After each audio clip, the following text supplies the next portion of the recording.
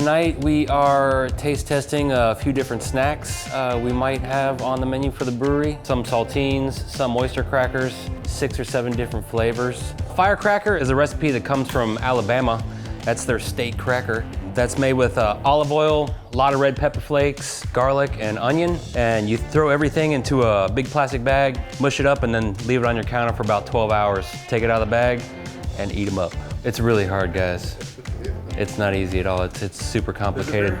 We also have buffalo, garlic and Parmesan, Thai-in, Old Bay flavored, and taco flavored for you Taco Tuesday enthusiasts.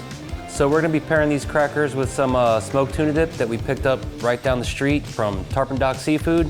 We have regular smoked tuna dip, we have Cajun, and we have jalapeno. So we're gonna mix and match those with some of the different crackers and see which flavor profiles work best. What do you guys like to munch on? Goes good with beer. Dips, crackers, sandwiches, let us know in the comments below.